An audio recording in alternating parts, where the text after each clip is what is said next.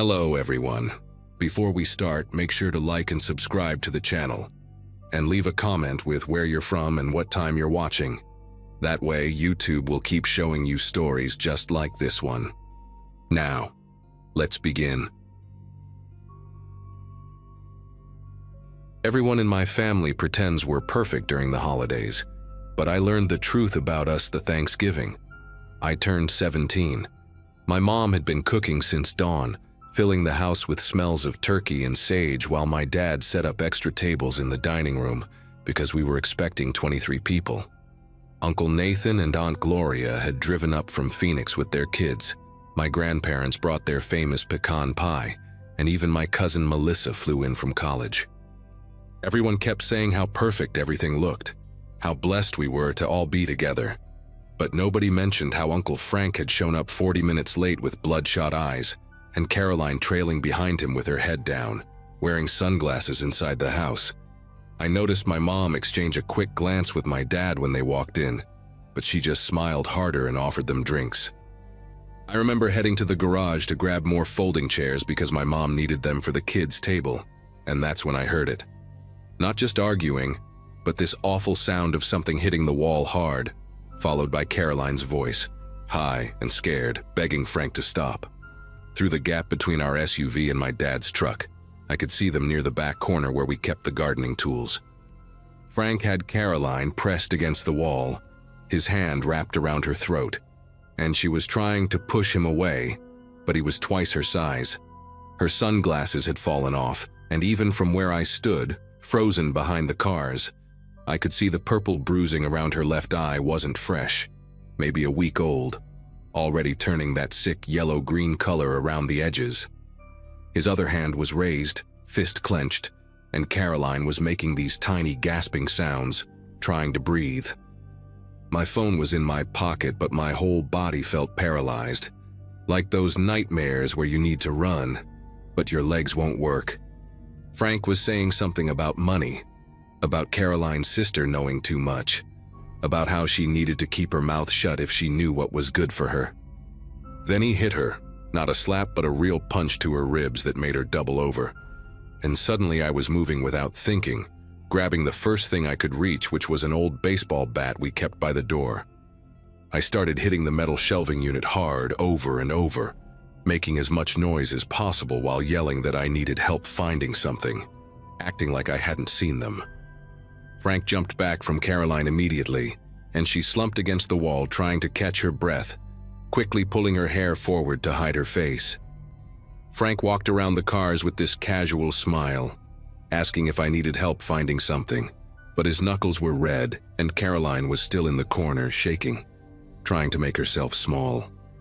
I kept babbling about needing the chairs, the extra chairs for dinner, my voice coming out too high and fast, and Frank just stood there watching me with these dead eyes while Caroline slowly picked up her sunglasses from the concrete floor. When she finally walked past us toward the door, she moved like every step hurt, one arm wrapped around her middle, and Frank followed right behind her, his hand on her lower back in what probably looked gentle to anyone else. But I could see how his fingers were digging in, controlling where she walked. I carried 3 folding chairs inside, my arms shaking so bad I nearly dropped them twice, and found my mom arranging appetizers on the good china. I tried to tell her what I'd seen, but the words got all tangled up, and she just kept adjusting the crackers and cheese, not looking at me, saying we'd talk about it later, that now wasn't the time with everyone here. But I couldn't stop. I kept describing Caroline's face, the bruises, the way Frank had his hand around her throat, and my mom finally grabbed my wrist hard, harder than she'd ever grabbed me before, and said that Frank had problems, that he'd been struggling since he lost his job at the warehouse, that Caroline knew how to handle him. She said it like that made it okay, like losing your job meant you could choke your girlfriend in our garage, and when I tried to argue, she just walked away carrying the appetizer tray, leaving me standing alone in the kitchen. During dinner, I watched everyone pretending everything was normal while Caroline sat there barely eating, flinching every time Frank reached across her for something. My Aunt Gloria kept filling the silence with stories about their vacation to Sedona, My grandpa talked about his garden, and my little cousins argued about video games. But I couldn't stop staring at the way Caroline held her fork with trembling fingers. Halfway through the meal, she excused herself to the bathroom and didn't come back for 15 minutes, and when she did, she'd reapplied makeup, but you could still see the swelling if you knew where to look. Frank made some joke about women and their tiny bladders, and everyone laughed, even my dad. And that's when I realized they all knew, every single adult at that table knew what Frank was doing to Caroline. After dinner, while everyone moved to the living room for coffee and pie, I pulled my cousin Melissa aside near the stairs and told her everything I'd witnessed in the garage. She listened without interrupting, her face getting paler with each detail, and when I finished, she told me this wasn't the first time, that she'd seen bruises on Caroline last Christmas too, fingerprint marks on her upper arms that Caroline had blamed on a gym accident. Melissa said she'd tried talking to Aunt Gloria about it once, but Gloria had shut her down immediately, saying that what happened between Frank and Caroline was their business, that every couple had their problems, and besides, Frank was paying for Caroline's nursing school and her mom's cancer treatments back in Ohio. That's when Melissa told me the real reason everyone stayed quiet. Frank had been lending money to half the family, $10,000 to Uncle Nathan for his restaurant, paying my grandparents' mortgage when Grandpa's pension got cut, even helping my parents with the down payment on our house 5 years ago. I felt sick listening to Melissa explain how deep Frank's financial hooks went into our family, how he'd show up at family gatherings with expensive gifts for the kids, always picking up the check at restaurants, playing the generous, successful cousin while everyone ignored Caroline's sunglasses and long sleeves in summer. Melissa said she'd found pills in Caroline's purse once when she was looking for gum, prescription bottles with 3 different doctors' names, and when she'd looked them up later, they were all heavy painkillers and anxiety medications. Frank controlled everything, Melissa said. Caroline's bank accounts, her car registration, even her phone plan, and he'd convinced her that her family back in Ohio didn't want anything to do with her anymore, though Melissa suspected that was just another lie to keep her isolated. While everyone was distracted with dessert, I slipped outside and called 911 from the front porch, telling them about the assault I'd witnessed, giving them our address, describing Caroline's injuries in detail. The dispatcher kept asking questions, whether Caroline needed immediate medical attention, if Frank had any weapons, and I answered everything as clearly as I could, even though my voice kept breaking. Within 10 minutes, 2 police cars pulled up without sirens but with their lights on, and suddenly the perfect Thanksgiving facade shattered completely. Frank tried to play it cool when the officers came to the door, saying there must be some misunderstanding, but Caroline was still visibly injured, and when the female officer took her aside to talk privately, she finally broke down and told them everything. Not just about that day, but about months of abuse, showing them older bruises under her clothes, the finger marks around her neck. What happened next was chaos in slow motion.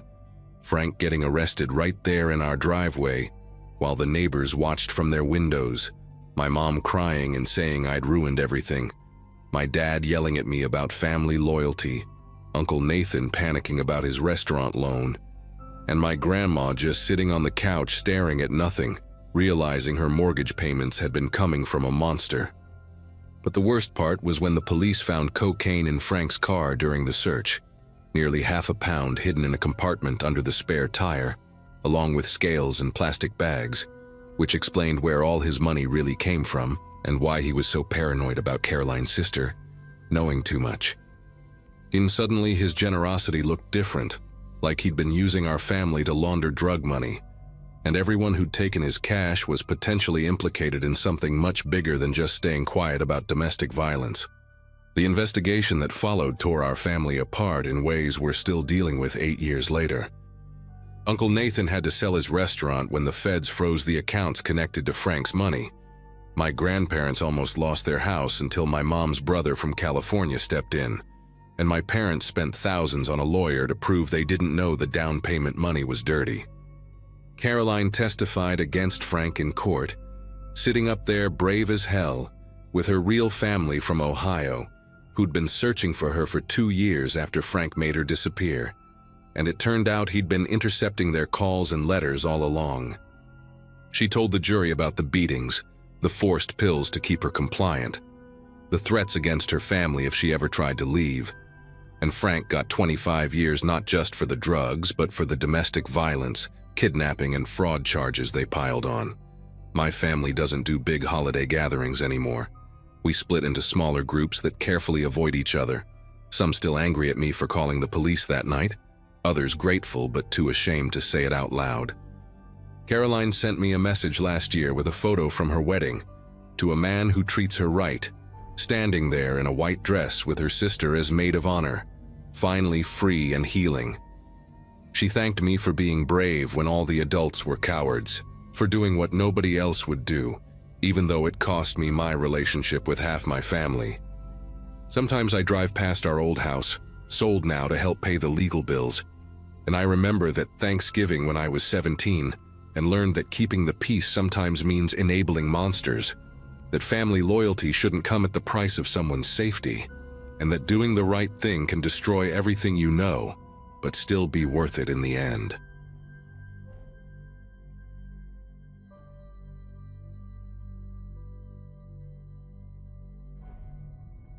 My wife Amanda had been up since 5 that morning preparing the turkey, and by noon, our house in the Denver suburbs was packed with family. We'd bought the place right after our daughter turned 3, one of those quiet neighborhoods where people actually wave when they walk their dogs past your yard. Kevin, my younger brother, had driven in from Boulder with his kids, and they were already racing through the hallways with their cousins, while my mother-in-law arranged her famous green bean casserole on the kitchen counter. My dad kept sneaking pieces of cornbread when he thought nobody was watching, and Amanda's sister was mixing her 3rd mimosa while complaining about traffic on Interstate 25. It was exactly the kind of controlled chaos you expect on Thanksgiving, with the TV playing the parade in the background and conversations bouncing between football predictions and Black Friday plans. I remember checking my watch around 3:30, calculating when we'd need to start carving, feeling grateful for how normal everything seemed. That first knock came just after 4, while Amanda was transferring the turkey to the cutting board. 3 sharp raps, hard enough that our golden retriever Bailey immediately started going nuts, pawing at the door and whining. Through the side window, I could make out a figure in brown holding what looked like a medium-sized box, maybe the size of a microwave. My brother actually started walking toward the door, but I waved him off because we weren't expecting any deliveries, especially not on Thanksgiving. The knocking came again, louder this time, and a man's voice called out about needing a signature for an urgent package. Amanda caught my eye from the kitchen, shaking her head because she'd been tracking all her online orders and everything had already arrived. When I moved closer to peek through the peephole, I noticed the guy's uniform looked strange, like the color was slightly wrong for UPS and there were no visible logos or badges where they should have been. I called out through the door that we weren't expecting anything and he could leave it on the porch. His response made everyone in the living room go silent. He said he couldn't do that it required an adult signature, and then he added something that made 0 sense. He said he knew we were home because he could smell the turkey cooking. Kevin and I exchanged glances, and my dad actually stood up from his recliner, which took effort considering how much he'd already eaten. The man knocked again, this time using what sounded like the side of his fist, making the whole door frame rattle. Bailey was practically losing her mind now, growling in a way I'd never heard from her before. The guy's voice changed too, dropping the fake friendly delivery driver tone and becoming more insistent, almost angry, saying he'd been waiting out here for 20 minutes already and needed to get this done. Amanda grabbed her phone and started recording through the kitchen window that had a view of the front porch. The man must have heard her moving around because he suddenly stepped back from the door and turned toward the window. That's when we got our first real look at his face, and I'll never forget it. He had these pale gray eyes that didn't blink enough, and this scar that ran from his left ear down to his jaw, thick and ropey like it had been sewn up wrong. His hair was cut super short, almost military style but grown out just enough to look unkempt. He smiled at Amanda through the window, but it was all teeth, no warmth behind it. He held up the package toward her and mouthed something we couldn't make out. My mother-in-law whispered that we should call the police, but my dad, always the tough guy, said we were overreacting about some delivery driver having a bad day.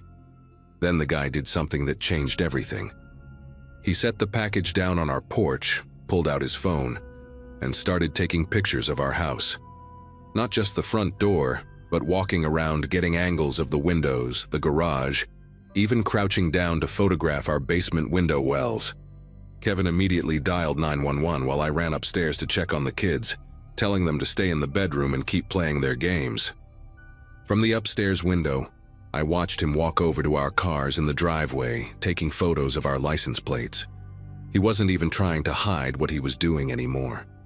The fake delivery uniform made even less sense now. I could see it had no company name anywhere, just a brown shirt and pants that anyone could buy at Walmart. He kept looking back at the house, specifically at the windows, like he was counting them or memorizing their positions. Amanda's sister started crying, saying she wanted to leave, but we couldn't exactly walk out there with him standing between us and our cars. My dad finally admitted this wasn't normal and grabbed a baseball bat from the garage, though I'm not sure what he planned to do with it through a locked door. The 911 operator told Kevin they'd send someone, but warned it might be 30 minutes because of holiday staffing. 30 minutes felt like a lifetime. The man had moved to our backyard now, actually opening our side gate like he owned the place. I could hear him testing the sliding glass door that led to our deck, the handle jiggling as Bailey barked herself hoarse on the other side of the glass. My mother-in-law herded all the kids into the main bedroom upstairs, turning on a movie loud enough to drown out what was happening. I grabbed a kitchen knife. Kevin found a crowbar in the basement, and we positioned ourselves by the back door, watching this stranger try every possible entrance to our home. He started talking to himself, or maybe to us, loud enough that we could hear him through the glass. He was saying things like he just needed 5 minutes inside, that he'd left something important here last time, which made no sense because there was no last time. Amanda was still recording everything on her phone when he picked up one of our deck chairs and held it over his head like he was about to throw it through the sliding door. That's when my dad completely lost it and started yelling through the glass that he had a gun, which he didn't, but the bluff worked for about 10 seconds before the guy started laughing. Not a normal laugh either, but this hollow sound that went on way too long. He set the chair down slowly, deliberately, then pressed his face right up against the glass door, cupping his hands around his eyes to see inside better. Bailey went absolutely ballistic, throwing herself at the door, and for a moment I thought she might actually break through the glass herself. The man suddenly pulled back and reached into his pocket, and I swear we all thought he was going for a weapon. Instead, he pulled out a folded piece of paper and pressed it against the glass. From where I stood, I could see it was a printed map of our neighborhood with several houses circled in red marker, ours included.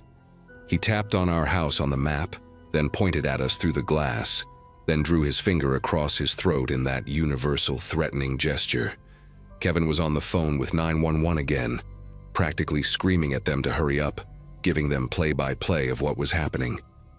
The guy must have heard sirens in the distance because he suddenly backed away from the door, that creepy smile still plastered on his face. He gave us this mocking little salute, then calmly walked to the side gate like he had all the time in the world. We heard him go through to the front yard, and Amanda ran to the window to watch him actually skip down our driveway, still in that ridiculous fake uniform, carrying the package he'd brought with him. The police showed up maybe 3 minutes after he left, 2 patrol cars with lights flashing but no sirens. We practically dragged the officers inside, everyone talking at once, trying to explain what had just happened. Amanda showed them the video she'd recorded, and I watched one officer's face go from skeptical to concerned as he watched the man press his face against our back door. They took statements from all of us adults while the kids stayed upstairs, still watching their movie, thankfully oblivious to how close things had gotten to going really bad. One of the officers, a younger guy who looked like he'd just graduated from the academy, kept asking about the map the man had shown us, wanting to know exactly which houses were marked. His partner, an older woman with sergeant stripes, made a call on her radio using codes I didn't understand, but her tone made it clear this was serious. They searched our entire property with flashlights even though it wasn't fully dark yet, checking behind bushes in our shed, even up in the big oak tree in our backyard. The sergeant found something by our basement window that made her call for additional units. It was a small pile of cigarette butts, at least a dozen of them, all the same brand, like someone had been standing there for hours watching our house. She bagged them as evidence and asked if any of us smoked, which none of us did. That's when she told us something that made everyone go quiet. There had been 3 home invasions in Denver in the past month, all using the same method. A man in a delivery uniform showing up at family gatherings, holidays, or birthday parties when houses were full of people and potentially chaotic. The suspect had been released on parole just 6 weeks ago, after serving 5 years for aggravated assault and attempted kidnapping. The sergeant showed us a photo on her phone, asking if this was the man who'd been at our house. It was him, no question about it. Same scar, same dead eyes, same unsettling smile even in his mugshot. His name was Douglas Brennan, and he'd been staying at a halfway house about 10 miles from our neighborhood. She explained that he'd cut off his ankle monitor 2 days before Thanksgiving and disappeared. What really got me was when she mentioned that, in his previous crimes, he'd always studied his targets for days, sometimes weeks, learning their routines, figuring out when they'd be most vulnerable.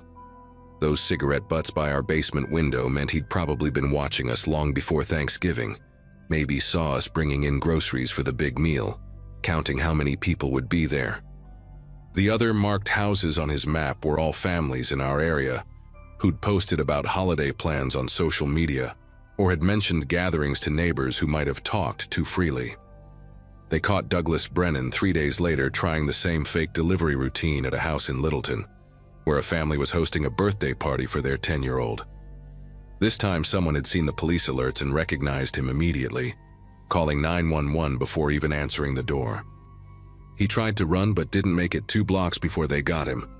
Amanda and I had to testify at his trial 6 months later, playing her video for the jury, describing every detail of that Thanksgiving afternoon. He got 25 years this time, no possibility of parole for at least 15. We ended up moving the following summer, not because we were scared exactly, but because none of us could look at that sliding glass door without remembering his face pressed against it. Our new house has a security system, cameras, and a German shepherd named Duke, who makes Bailey look friendly by comparison. We still host Thanksgiving, but now we have a simple rule. If we're not expecting someone, we don't open the door, period.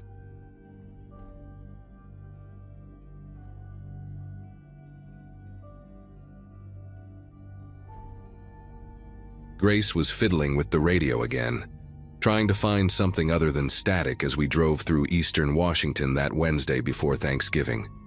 13 years old and already acting like she owned the car, while her brother Sam kept kicking the back of my seat every time he reached for his bag of chips on the floor. Laura sat next to me, scrolling through her phone for any rest stops ahead, occasionally reaching back to separate the kids when their bickering got too loud. We'd been driving for about 4 hours since leaving Portland, making our annual trek to visit my sister up in Montana, and everyone was getting that restless feeling you get on long drives when the scenery starts blending together into endless stretches of brown fields and distant mountains. After graduating college in 2010, I'd made this same drive dozens of times, first alone, then with Laura after we got married, and now with 2 kids who treated the 8-hour journey like some kind of endurance test designed specifically to torture them. When the gas gauge hit a quarter tank, I started scanning for the next exit, finally spotting a faded chevron sign rising above the sparse trees maybe a mile ahead. It was one of those isolated stations that seemed to exist solely for travelers, sitting at the edge of a town so small it probably didn't even have its own post office, just a cluster of weathered buildings and a single main road that the interstate had long since bypassed. Laura unbuckled as we pulled up to the pump, saying she'd take the kids inside for a bathroom break and to stock up on drinks, and I watched them pile out of the car, Sam racing ahead, while Grace walked with that exaggerated slowness teenagers perfect when they want everyone to know they're above such childish enthusiasm. Through the grimy glass doors, I could see them dispersing through the narrow aisles, Laura heading straight for the restrooms in back, while the kids gravitated toward the candy and chips. And that's when this man in a dark green jacket caught my attention. Not because he was doing anything particularly strange, just standing there by the energy drinks, but something about how he shifted his position when my family walked past made me keep watching. He was maybe 40-something, with one of those scraggly beards that looked more like neglect than style, wearing work boots that had seen better days and jeans with actual dirt on them, not the fashionable kind.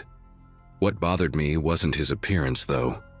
It was how he kept pretending to read the labels on energy drink cans, while clearly tracking my family's movement through the store. Every time Sam moved to a different shelf, the guy would grab another can, angling his body to keep them in view. And when Grace wandered toward the ice cream freezer, he suddenly needed something from that exact direction. I finished pumping gas and headed inside, partly because I wanted a coffee for the road, but mostly because something about this guy's behavior was setting off every protective instinct I had. The little bell above the door chimed as I walked in, and he immediately turned his back to me, suddenly very interested in a rack of beef jerky near the register. Inside, the fluorescent lights buzzed with that particular frequency that gives you a headache if you stay too long, and the whole place smelled like old coffee and those rotating hot dogs that nobody ever actually buys. Sam had his arms full of candy bars and was negotiating with Laura about how many he could actually get, while Grace stood near the beverages doing that thing where she pretended not to care what anyone thought while secretly checking her reflection in the glass door. The man in the green jacket had moved again, now examining the motor oil display even though he hadn't come in with car keys, and there were no other vehicles at the pumps besides ours. When Laura called the kids to head to the register, he abandoned the motor oil and drifted toward the coffee station where I was filling up a cup, close enough that I could smell the cigarette smoke clinging to his jacket and see the yellow tinge under his fingernails. I positioned myself between him and my family as we checked out, watching him in the convex security mirror mounted above the register while the teenage cashier slowly scanned each item like it was his first day on the job. The man grabbed a single pack of gum and got in line behind us, even though there was another register open, standing close enough that Sam actually stepped forward and pressed against Laura's leg.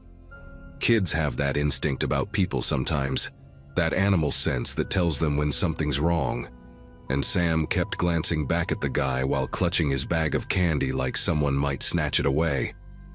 We paid and headed for the door, and I made sure to hold it open extra long, forcing the man to either squeeze past us or wait, and he chose to wait, hanging back by the coffee station and pretending to need more sugar packets until we were outside. Back at the car, I helped buckle Sam in while Laura got Grace situated, and I kept glancing at the store windows, catching glimpses of green jacket moving around inside, never actually leaving even though he'd been in line to pay. Laura asked if everything was all right. She had that look she gets when she knows I'm worried but doesn't want to alarm the kids. And I told her yeah, just wanted to get back on the road before it got too dark. We pulled out of the station and merged back onto the interstate, and I felt myself relax a little as we picked up speed, telling myself I was being paranoid, that the guy was just some local weirdo who didn't see many travelers come through. About 20 minutes later, Sam said he had to pee already, which was typical Sam, but when I glanced in the rear view to tell him he'd have to wait, I saw it. A beat-up white pickup truck about 3 cars behind us, and even from that distance, I could make out the shape of a dark jacket behind the wheel. At first I tried to rationalize it. White pickups are everywhere in this part of the country, practically the official vehicle of rural Washington, but I started doing little tests, speeding up to 75, then dropping down to 60, changing lanes unnecessarily. The truck stayed with us, always maintaining that same 3-car buffer like whoever was driving had done this before, knew exactly how to tail someone without being too obvious about it. Laura noticed me checking the mirrors more than usual and asked what was wrong, her voice low enough that the kids wouldn't hear over Grace's music, and I told her about the guy from the gas station, watched her face go from confused to concerned as she turned around to look. The truck had fallen back a little, maybe 4 cars now, but it was definitely still there, and when I took the next exit just to see what would happen, making a last-second swerve across the solid white line, the pickup followed, nearly clipping a Honda to make the same exit. The exit led to nothing, just a frontage road that ran parallel to the interstate for a few miles, before dead-ending at some abandoned grain silos. No town, no services, no reason for anyone to get off there unless they were following someone. I pulled into a gravel turnout and watched the truck slow down, then suddenly accelerate past us, the driver keeping his face turned away, but I could see enough to know it was him. Same green jacket, same scraggly beard. He drove about a quarter mile ahead and pulled over too, just sitting there on the shoulder with his engine running, waiting. Laura was gripping her phone, asking if she should call 911, but what would we say? That some guy was creeping us out, that he'd taken the same exit we did. Technically, he hadn't done anything illegal yet, and we were still 2 hours from anywhere with a real police presence. I pulled back onto the frontage road and headed back toward the interstate on-ramp, and sure enough, in my rear view, I saw the truck's lights come on, saw it pull a U-turn to follow us back. Once we merged back onto the interstate, I pushed our Subaru up to 80, weaving through the light holiday traffic while Laura kept watch behind us, calling out the truck's position like some kind of navigator in a race neither of us wanted to be in. The kids had gone quiet. Grace's music turned off now, both of them sensing that something was seriously wrong even though we hadn't explicitly told them what was happening. Sam kept asking why we were going so fast, his voice small and worried, and Grace just stared out her window with her arms crossed, that teenage bravado completely gone. For about 10 miles, we managed to put some distance between us and the truck, but then traffic started bunching up ahead, brake lights spreading across all 3 lanes like a wave, and we had no choice but to slow down. Within minutes, the white pickup was back. Closer this time, maybe only 1 car between us, and I could see the driver clearly in my mirrors, see him leaning forward over his steering wheel like a predator locked onto prey. That's when he started getting aggressive. Really aggressive, swerving into the lane next to us and pulling alongside our car, matching our speed exactly so he could stare through the passenger window at Laura and the kids.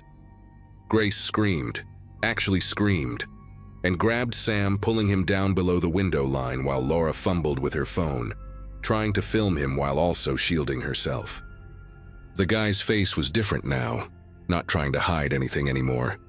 His mouth moving like he was yelling something we couldn't hear through the glass and highway noise. His free hand making gestures I didn't want to interpret. I slammed on the brakes, dropping back suddenly, and he shot ahead, but immediately slowed down too, boxing us in behind a semi-truck, not letting me change lanes, playing this sick game of automotive chess at 70 miles per hour. Every time I tried to get around him, he'd swerve to block me, and when I'd fall back, he'd slow down too, keeping us trapped. And I realized with absolute clarity that this wasn't random. This guy had picked us, specifically us. Back at that gas station, had seen a family traveling alone on a holiday and decided we were exactly what he was looking for. Laura was on the phone with 911 now, her voice shaking as she tried to explain our situation, reading off mile markers as we passed them. But the dispatcher kept asking for a license plate number, and Laura couldn't see it clearly from her angle, the truck positioned just right to hide it. I managed to break free for a second, gunning it around a minivan in the right lane, but the pickup immediately accelerated too, cutting off the minivan so aggressively that it swerved onto the shoulder, horn blaring. That's when I saw the sign for a rest area coming up in 2 miles. One of those big ones with multiple buildings and usually a state patrol presence, and I knew that was our only chance. I told Laura to tell the dispatcher we'd be at the Sprague Lake rest area in 2 minutes, to please have someone meet us there, and she repeated it twice, 3 times, making sure they understood. The guy must have seen the sign too, because suddenly he rammed us. Actually rammed the back corner of our car. Not hard enough to spin us out, but enough to make the whole vehicle lurch sideways. Enough to make Sam start crying and Grace scream again. The next 2 miles felt like 20, him hitting us twice more. Each impact sending my heart into my throat as I fought to keep control of the car, the kids sobbing in the back seat while Laura kept the dispatcher on the line, describing everything that was happening in real time. When the rest area exit finally appeared, I didn't signal, didn't slow down until the last possible second, then yanked the wheel hard to the right, tires screaming as we barely made the off-ramp. The pickup tried to follow but was going too fast, shooting past the exit, and I saw his brake lights flare as he locked up his wheels, skidding along the shoulder.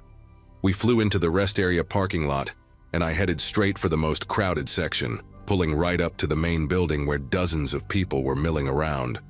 Families stretching their legs, truck drivers checking their phones, witnesses everywhere. I threw the car in park and told everyone to stay inside, doors locked, while I got out and stood where I could see the entrance, waiting to see if that white truck would appear, my whole body shaking with adrenaline and rage and fear all mixed together. 5 minutes passed, then 10, and no white pickup, but 2 state patrol cars came screaming into the rest area, lights flashing, pulling up on either side of our car like they were creating a protective barrier. One of the troopers, a woman with short gray hair and the kind of calm demeanor that made you feel instantly safer, took Laura's statement while her partner, a younger guy built like a linebacker, walked around our Subaru taking pictures of the damage, 3 distinct dents in the rear bumper and quarter panel where he'd hit us. They told us they'd already put out a bolo for the white pickup, had units watching the interstate in both directions, and about 20 minutes later the female trooper got a call on her radio, listened for a moment, then told us they'd got him. Pulled him over about 15 miles up the road, found meth in his truck along with zip ties, a knife and a notebook with license plates and descriptions of different vehicles, all family cars, all with out-of-state plates, pages and pages of them dating back months. The trooper said we'd need to file a full report, maybe testify if it went to trial, but that we were safe now, that this guy wouldn't be following anyone else for a very long time. Turns out he'd been involved in 3 attempted carjackings just that week, all targeting families traveling for the holiday, using the same pattern: follow them from gas stations, intimidate them on the highway, try to force them off the road in isolated spots. We were lucky we'd made it to the rest area. Lucky the dispatcher had taken Laura seriously.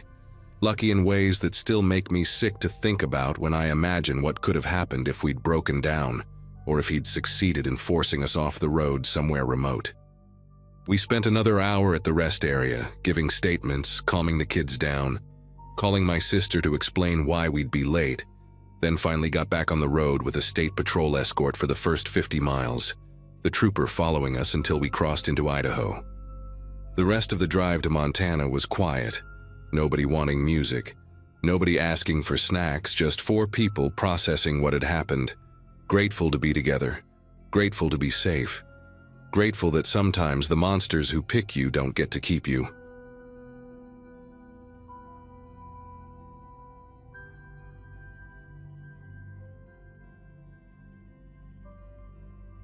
November has always been my favorite month, especially since Mom started hosting Thanksgiving at her place in Springfield after Dad passed.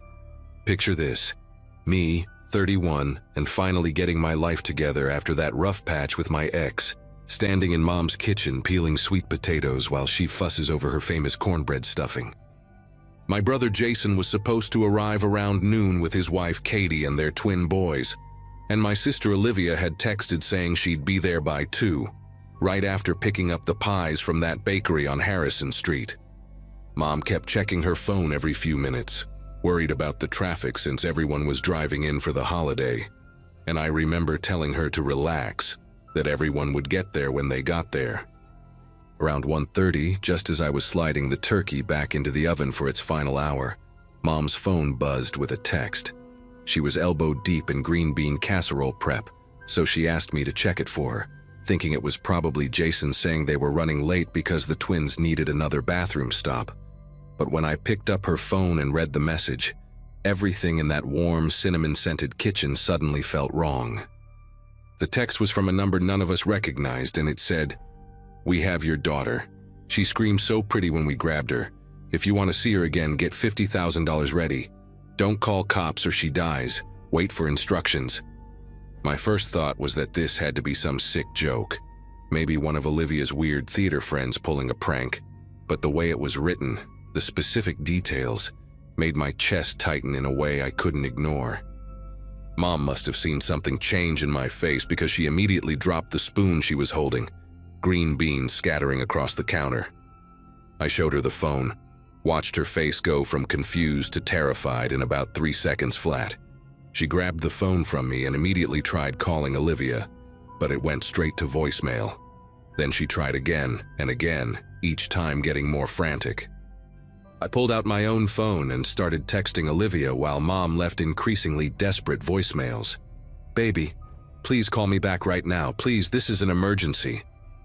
Jason and Katie walked in right then with the twins, all loud and cheerful, carrying grocery bags full of wine and that special cranberry sauce Katie always brings, and they stopped dead when they saw us.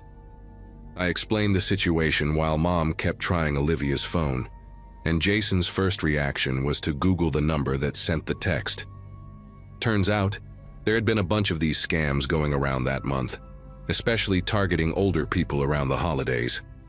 Scammers would text claiming they had kidnapped someone, banking on the panic to make people wire money before they could think straight or verify anything. Jason showed us article after article about it, cases from all over the state, and for a minute we all breathed a little easier. Katie even laughed nervously and said her mom had gotten a similar text the week before about her brother, who was sitting right next to her when it came through. But then Mom pointed out something that made us all go quiet. Olivia really wasn't answering her phone, and she was supposed to have been here 30 minutes ago. Jason tried to stay logical about it, said maybe her phone died, maybe she got stuck in traffic, maybe she forgot to charge it like she always does. But I could see him checking his own phone every few seconds, refreshing her social media to see if she'd posted anything. The bakery was only 20 minutes away, and even with holiday traffic, she should have been here by now. Mom wanted to call the police right then, but Jason kept saying we should wait, that if it really was just a scam and Olivia walked through the door any minute, we'd feel stupid for panicking. Katie took the twins to the living room to watch cartoons, trying to keep them away from whatever was happening in the kitchen. I remember the turkey timer going off right then, this cheerful little ding that seemed completely wrong for the moment, and none of us moved to check it. That's when Mom's phone buzzed again, same unknown number. This time it was a photo, and when Mom opened it, she actually gasped and dropped the phone on the floor. Jason snatched it up before I could see, but his face went completely white. He turned the screen toward me, and there was Olivia's car, that distinctive rust-colored sedan with the dent in the passenger door from when she backed into a mailbox last year. The photo was taken from inside another vehicle, through a window speckled with rain, and you could see Olivia's car pulled over on what looked like a service road, driver's door hanging open. No sign of Olivia herself, just that open door like a mouth screaming. The text under the photo said, "TikTok $50,000 1 hour. Next photo won't be of her car." Mom started crying then, these horrible choking sobs, and I felt like the floor was tilting under my feet. Jason called 911 while I held Mom, trying to keep her from completely falling apart. The dispatcher was surprisingly calm, said they'd been getting calls like this all week, that it was definitely a scam ring operating out of state.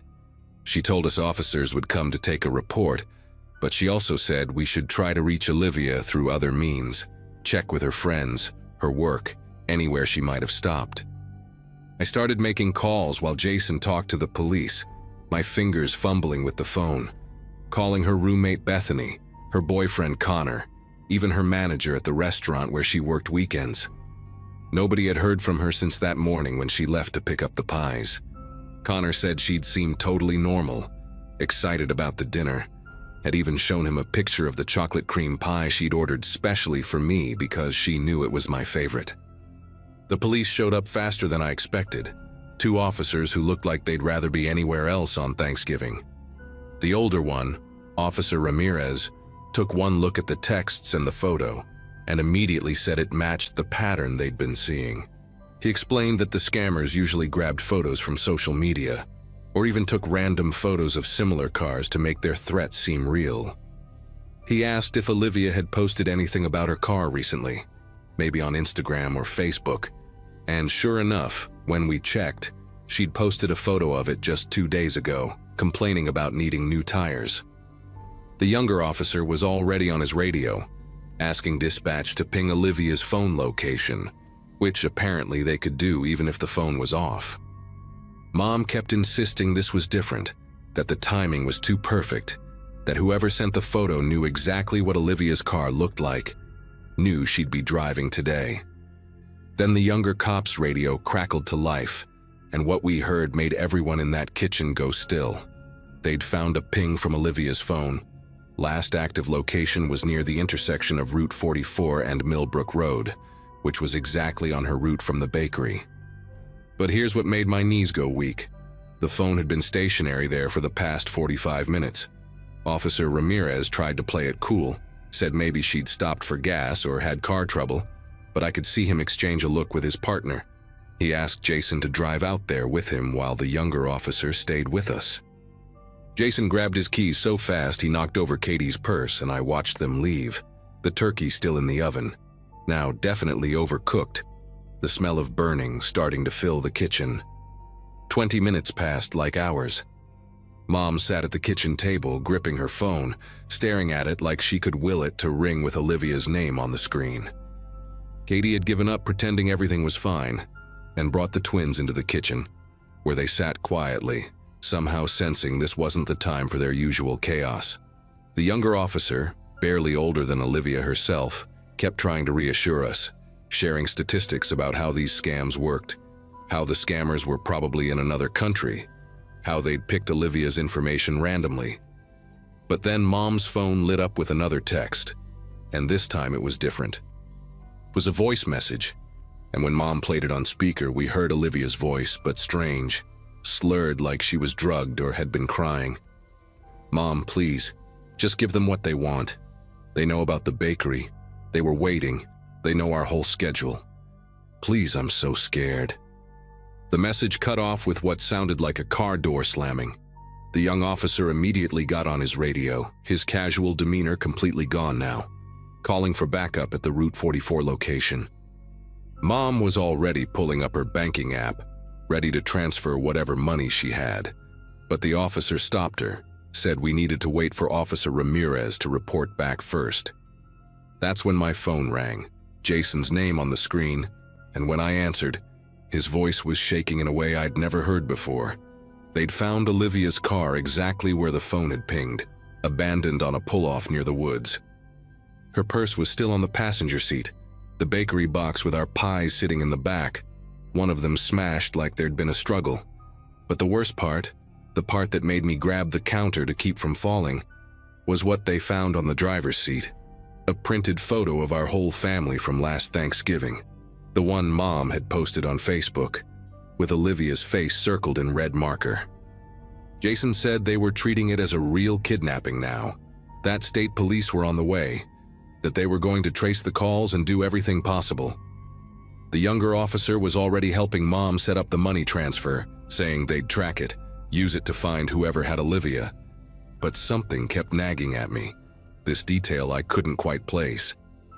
Then it hit me. In the voice message, Olivia had said, "They know our whole schedule," but I'd never told anyone except family what time she was picking up the pies. I mentioned this to the officer, and his face changed. He asked if we had any family members who might have gambling debts, drug problems, anyone who might have given information to the wrong people. That's when Katie, who'd been silent this whole time, spoke up. She said Connor, Olivia's boyfriend, had been acting strange lately, that Olivia had mentioned he'd been asking a lot of questions about our family, about Mom's retirement savings, about the house.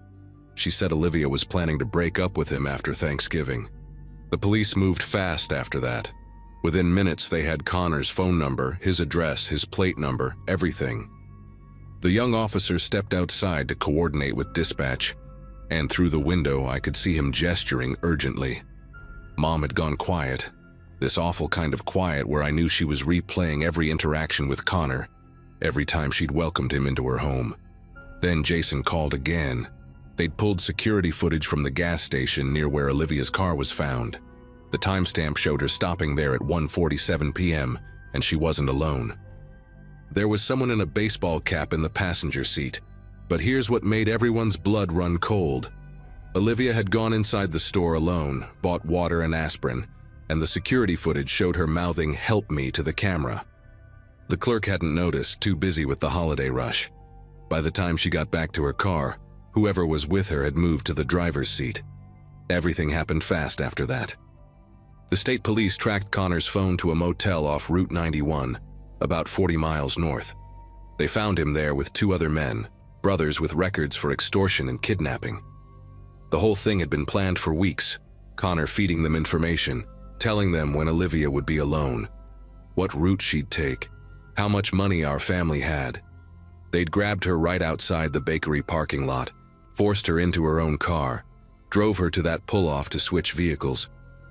The police found Olivia in one of the motel rooms, drugged but alive, tied up in the bathroom.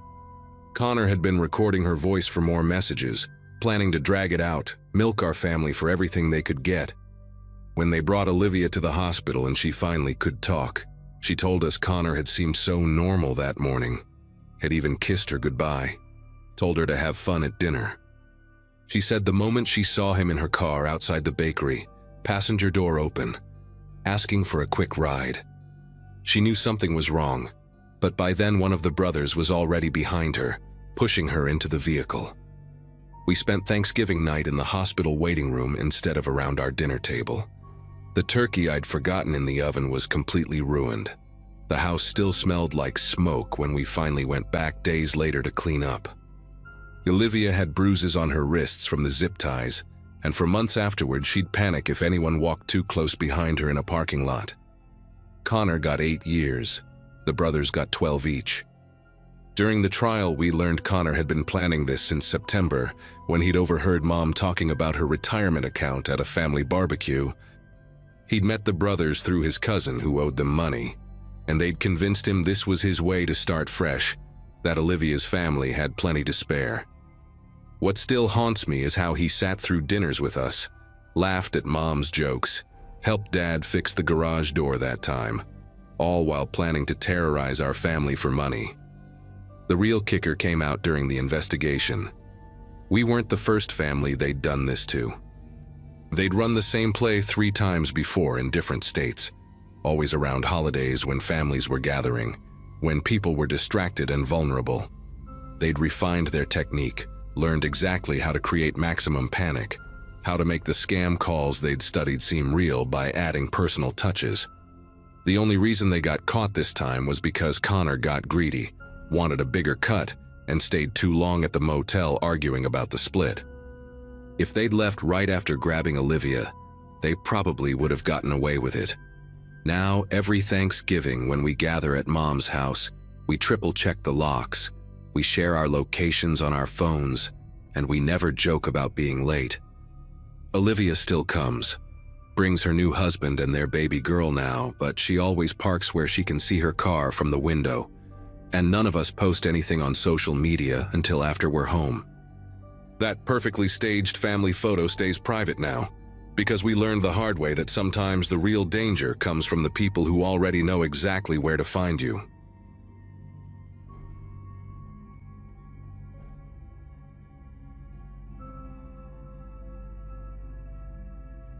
Hosting Thanksgiving dinner wasn't something I ever planned on doing.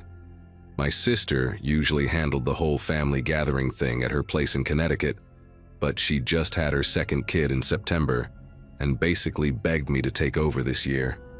So there I was, 26, and suddenly responsible for feeding 14 people in a house I'd only been renting for 8 months. The place was perfect for it, though. This old two-story colonial in Burlington, Vermont, with a massive dining room and a kitchen that actually had counter space. I'd spent the entire week before scrubbing floors and arguing with my landlord about whether the oven was supposed to make that grinding noise when it preheated. My boyfriend Troy helped me move furniture around and set up the folding tables we'd borrowed from his parents. We made it work. The house looked warm and lived in for the first time since I'd moved up here for the teaching job at the middle school. Wednesday night before Thanksgiving, I was in the backyard trying to figure out if I had enough propane in the tank for the portable heater we wanted to use on the back porch. It was cold as hell, maybe 20 degrees, and there was this crusty layer of snow from a storm the previous weekend that hadn't fully melted. The sun was already going down around 4:30 because Vermont in November is basically nighttime all day long. I was crouched down by the heater, trying to read the gauge in the dim light from the porch, when I noticed these prints in the snow leading from the back fence line straight up to the basement windows. They weren't animal tracks.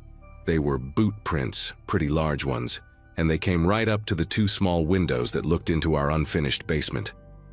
The prints stopped there, directly in front of the glass like someone had stood there for a while. Then they continued along the foundation of the house toward the side yard where our trash bins were kept. My first thought was that maybe it was Troy, that he'd come around back to check something while I was inside earlier. But Troy wore size 11 sneakers, and these prints were bigger, more like a size 13 or 14 work boot, with a really distinct tread pattern. I could see the deep ridges even in the half-frozen snow. I stood there staring at them, my breath making clouds in the cold air, and tried to think of a rational explanation. Maybe the landlord had sent someone to check the furnace exhaust vent or the gas meter. Maybe it was the neighbor's teenage son cutting through our yard, except the furnace vent was on the other side of the house, the gas meter was out front, and the prints came from the back fence, not from either neighboring property.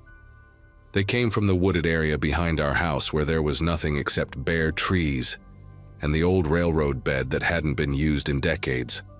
I took a picture with my phone, mostly so I could show Troy and confirm I wasn't being paranoid, then went back inside. The house was warm and smelled like the pumpkin pie I'd baked earlier for practice. I showed Troy the picture when he came over that evening with the beer his dad had requested for dinner. He looked at it, zoomed in on the boot prints, and got this expression I'd never really seen on him before.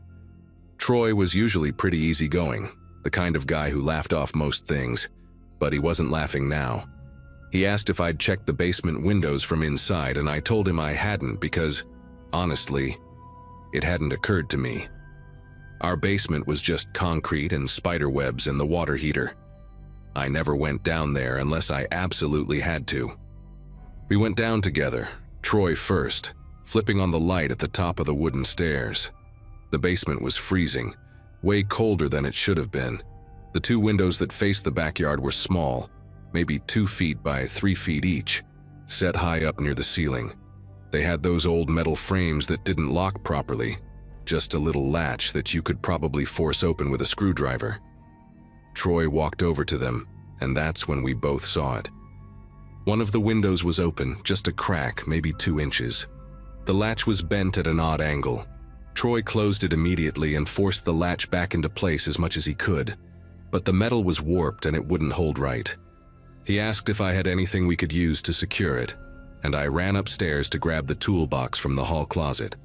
We ended up jamming a wooden dowel rod into the window frame to keep it from opening, which felt incredibly flimsy, but was better than nothing.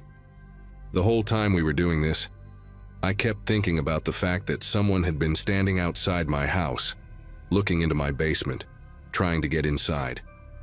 Troy said we should call the police and file a report, but it was almost 8 at night on the day before Thanksgiving, and I just wanted to believe it was some random thing, maybe kids messing around or someone who got confused about which house was theirs. That sounds stupid now, but in the moment I was more focused on the fact that my entire family was showing up in less than 24 hours, and I hadn't even started brining the turkey yet. Troy made me promise to at least mention it to the landlord, which I agreed to, and then we went back upstairs and tried to pretend everything was normal. Thanksgiving Day was chaos from the moment I woke up. My parents arrived first around 10 in the morning with my grandmother, who immediately criticized the way I'd arranged the dining room chairs. Then my sister showed up with her husband and their 2 kids, the baby screaming the second they walked through the door. Troy's parents came around noon with enough side dishes to feed 20 people, and my aunt and uncle rolled in an hour later with my 3 cousins, who were all under 12 and immediately started tearing through the house like wild animals. By 2 in the afternoon, the kitchen was a disaster of mixing bowls and turkey drippings, and someone had already spilled red wine on the hallway rug.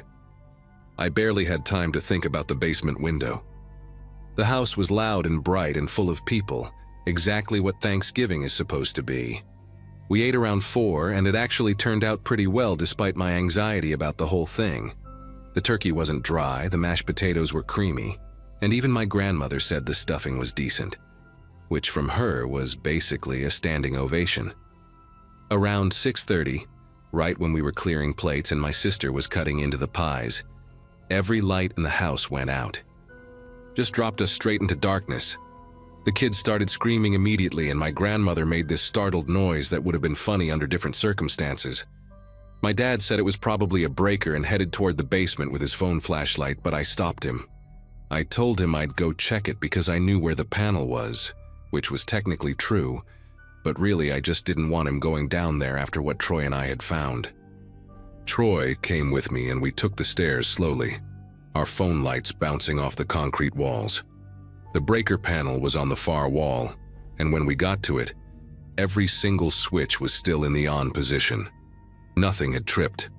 Troy flipped the main breaker off and then back on anyway, just to see, but nothing happened. The house stayed dark. That's when I noticed the smell. It wasn't the usual basement mustiness. It was cold air, fresh and sharp, like when you open a door in winter. We both turned at the same time toward those basement windows. The dowel rod we jammed into the frame was on the floor, just lying there on the concrete. The window was wide open, pushed up as far as it would go, and freezing air was pouring in. Troy grabbed my arm hard enough that it hurt and pulled me back toward the stairs. He didn't say anything, didn't need to. We went up fast and I shut the basement door behind us, which had one of those old keyed locks that I'd never used before. My hands were shaking so bad I could barely get the key in, but I managed it and locked the door. Everyone was still in the dining room, my dad trying to use his phone to figure out if it was a neighborhood-wide outage, my mom lighting candles she'd found in the kitchen drawer. I pulled Troy into the hallway and whispered that we needed to call the police right now. He was already dialing. The police took about 15 minutes to arrive, which felt like hours. In that time, I had to explain to my confused family why we'd locked the basement door, and why I looked like I was about to pass out. My dad wanted to go down there himself with a flashlight and investigate, very typical dad behavior. But Troy physically stood in front of the door and told him that wasn't happening until the cops got there. My sister was trying to keep the kids calm and away from the windows, and my mom kept asking if someone was in the house, if we were safe, should we all leave right now. I didn't have good answers. All I knew was that window had been closed and secured when we went upstairs, and now it was wide open. 2 officers showed up, a man and a woman, both holding those heavy-duty flashlights that lit up the whole front yard when they walked up to the porch. I explained everything quickly while my entire family crowded into the hallway listening. The male officer, his name tag said Officer Huang, asked if anyone had gone outside since the power went out, and I said no. Everyone had stayed inside. They went down to the basement first with their flashlights and weapons drawn, which made the whole thing feel suddenly very real and very dangerous in a way it hadn't before. We all waited at the top of the stairs, nobody talking, just the sound of the officers moving around down there and their radio crackling with static. They were down there for maybe 5 minutes before they came back up.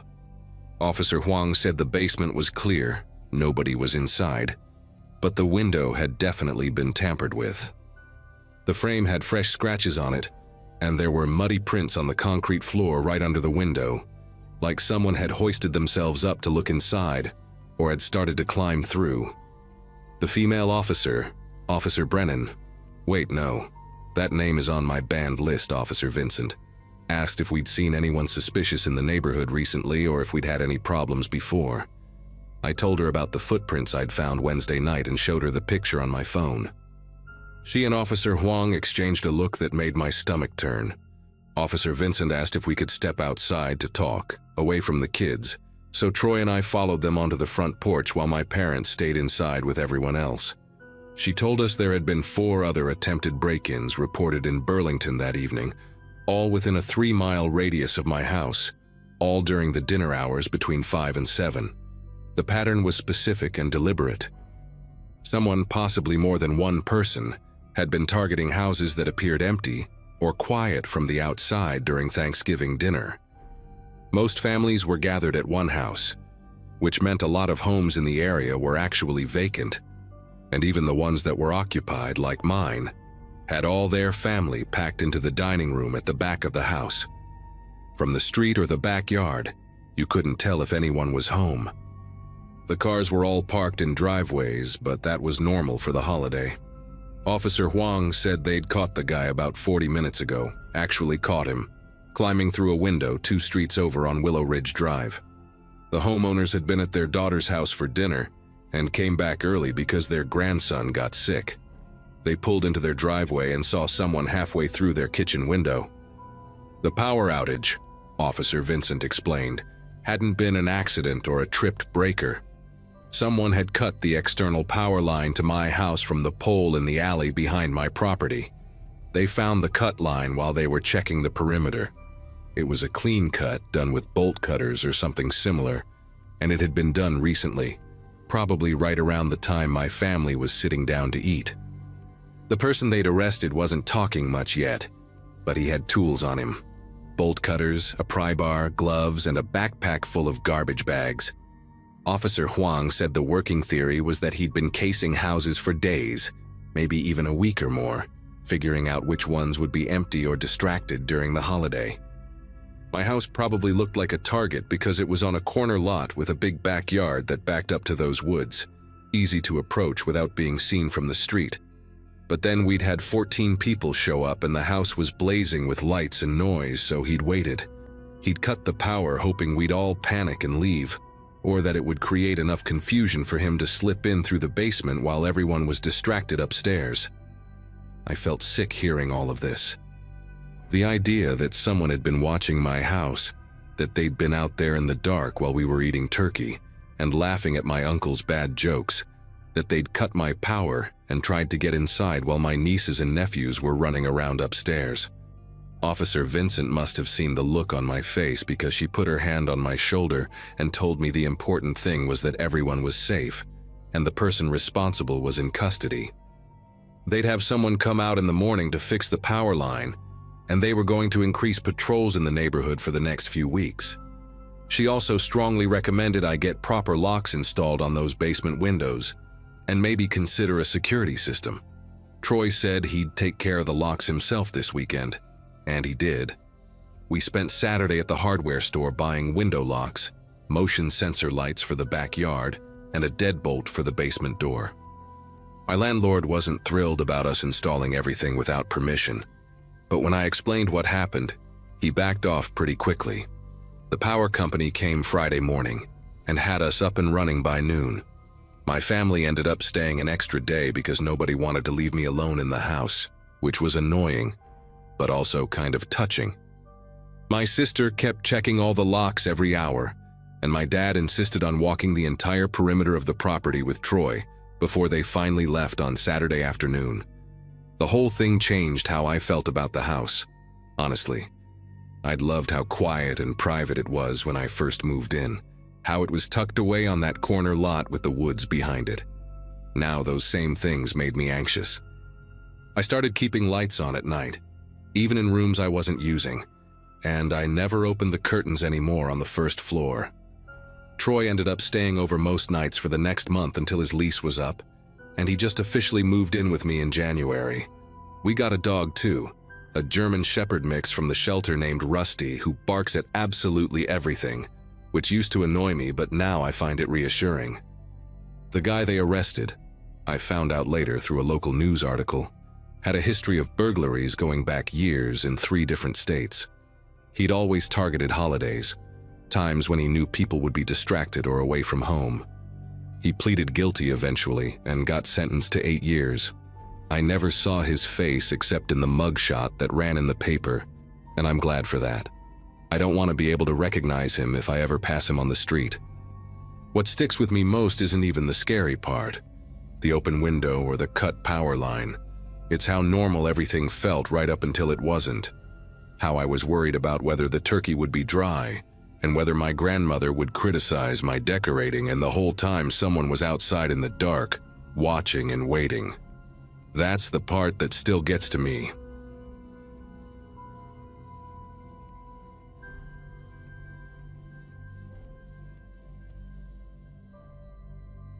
Thanksgiving dinner was already running 2 hours late by the time we finally sat down to eat. My mom's ancient oven had decided to quit halfway through cooking the turkey, and we'd spent most of the afternoon in full panic mode, trying to finish everything on the stovetop and in her little countertop convection thing that she'd bought off some infomercial. But nobody really cared about the delay.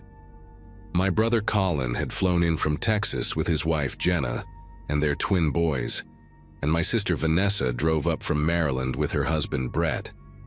I'd brought my girlfriend Amy, who was meeting most of my family for the first time and handling the chaos better than I'd expected. We were all crammed into Mom's house in rural Pennsylvania, the same place where we'd grown up, surrounded by woods and sitting on about 3 acres of land with the nearest neighbor a quarter mile away.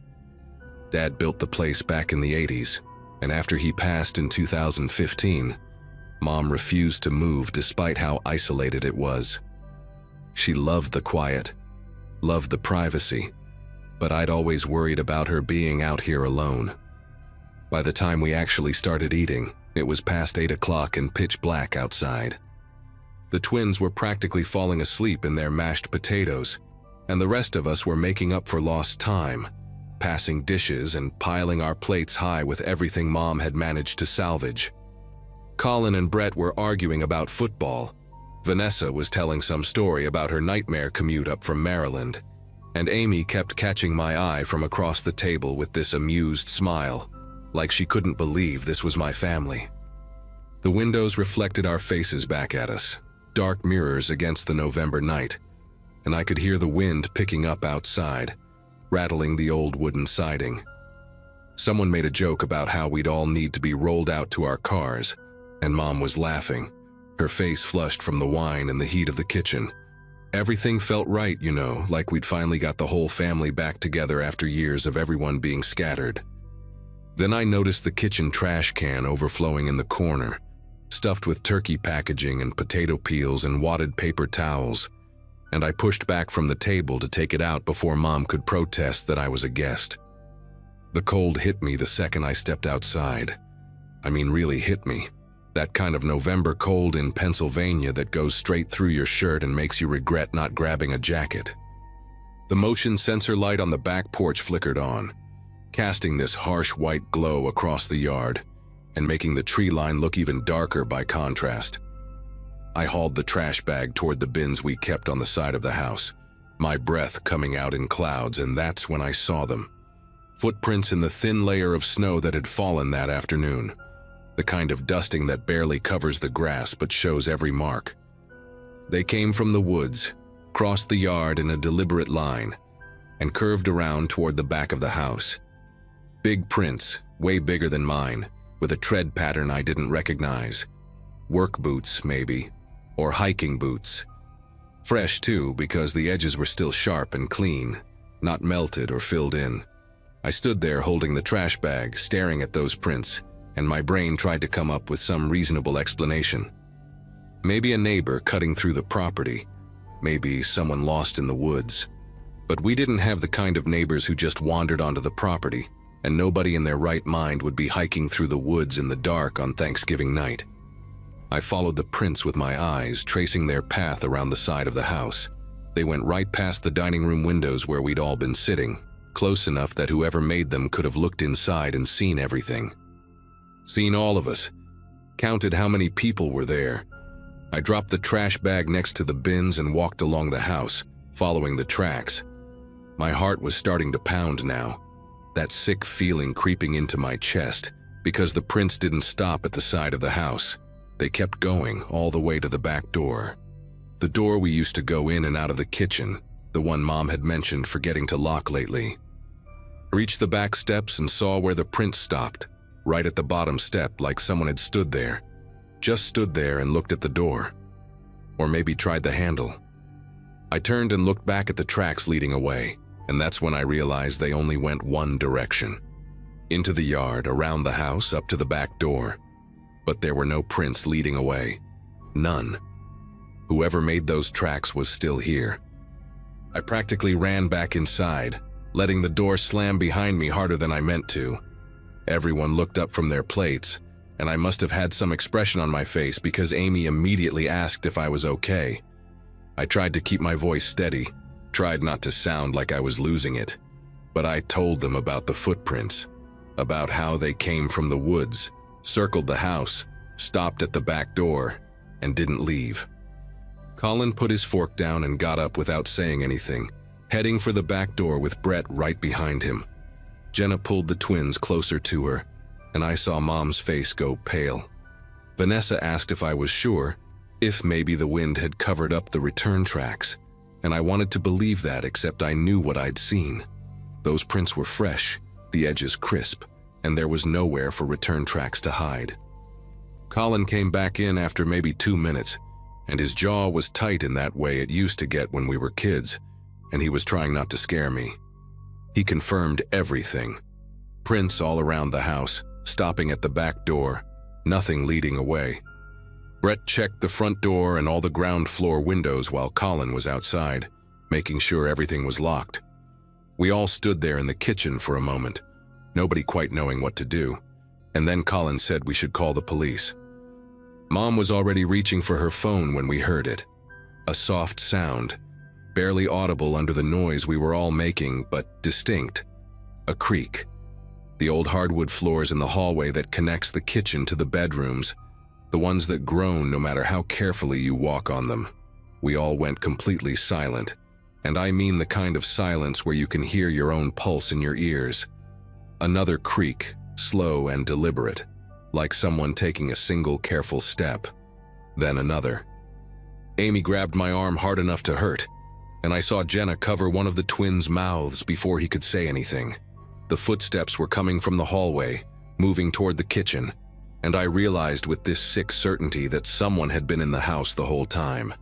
While we were eating, while we were laughing and passing dishes and completely distracted, someone had walked through that back door and made their way down the hall. They'd been listening to us, waiting. Colin moved first, grabbing a knife from the block on the counter, and Brett picked up the heavy cast iron skillet Mom had used for the green beans. I grabbed my phone and started dialing 911, my fingers shaking so bad I almost dropped it. The dispatcher answered, and I whispered that someone was in the house, gave her the address, told her to send police immediately.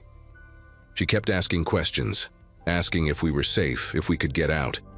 But I couldn't focus on her words because those footsteps in the hallway had stopped.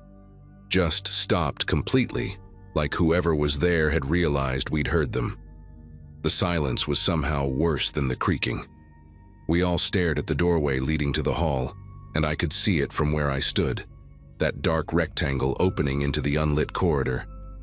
The dispatcher was still talking in my ear, telling me to stay on the line, telling me units were on the way, but the nearest police station was 20 minutes out, and we all knew it. 20 minutes might as well have been 20 hours. Mom herded Jenna and the twins toward the corner farthest from the hallway, and Vanessa grabbed another knife, her hand wrapped so tight around the handle her knuckles were white. Then we heard the sound of the back door opening. Not the front door, not a window, but the same back door I'd just come through minutes ago. The one we'd all been staring at, the one we thought we'd locked after Colin checked the footprints. The sound of it opening was unmistakable, that specific squeak of the hinges that Dad had never gotten around to fixing, and then the soft click of it closing again. Footsteps on the back porch, heavy and quick, running away from the house. Colin bolted for the back door with Brett right behind him, and I followed even though every instinct told me not to. We burst outside into the cold, and I swept the yard with my phone's flashlight. There, crossing the yard toward the woods, I saw a figure. Tall, dressed in dark clothes, moving fast but not quite running anymore, like they didn't need to rush, like they'd accomplished what they came for. The figure reached the tree line and turned back for just a second, and even though I couldn't make out a face in the darkness, I felt them looking at us. Then they disappeared into the woods, and the forest swallowed them completely.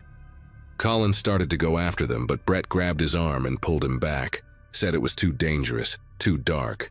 We didn't know if they were armed. We stood there on the back porch, breathing hard, staring at the spot where the figure had vanished. My phone was still connected to 911, and the dispatcher was asking what was happening, her voice sharp with urgency. I told her the person had left, had run into the woods, and she said to get everyone inside and lock the doors until police arrived. We went back in, and Colin immediately started checking every room in the house, turning on every light, looking in closets and under beds like we were kids afraid of monsters again. Except this monster had been real, had walked through our house while we sat 15 feet away eating turkey.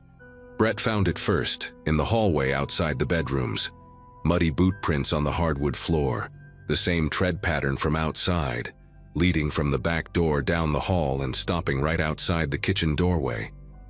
Right where we'd heard those footsteps stop. Whoever it was had stood there, just around the corner from where we were all gathered, and listened. Maybe watched. The prints then led back down the hall to the back door, tracking mud the whole way. Mom started crying when she saw them, and Vanessa put an arm around her shoulders. The police finally arrived, 2 squad cars with lights blazing, and we all poured outside to meet them like they were the cavalry. We told them everything, showed them the footprints outside and inside, pointed to where the figure had disappeared into the woods. The officers took our statements, photographed the prints, checked the whole house top to bottom with their flashlights and weapons drawn. One of them, an older cop with gray in his beard, told us this wasn't the first incident like this in the area. There'd been 3 other break-ins over the past month, all rural properties, all during times when families were gathered for dinner or events. Someone was watching these houses, learning routines, waiting for the perfect moment when everyone was distracted. He said they'd been lucky, though, because in the other cases, the intruder had taken things: jewelry, cash, electronics, sometimes just weird stuff, personal items that had no resale value but meant something to the families. Our house hadn't been touched, nothing missing that we could find, which somehow made it worse because that meant the person hadn't come to steal.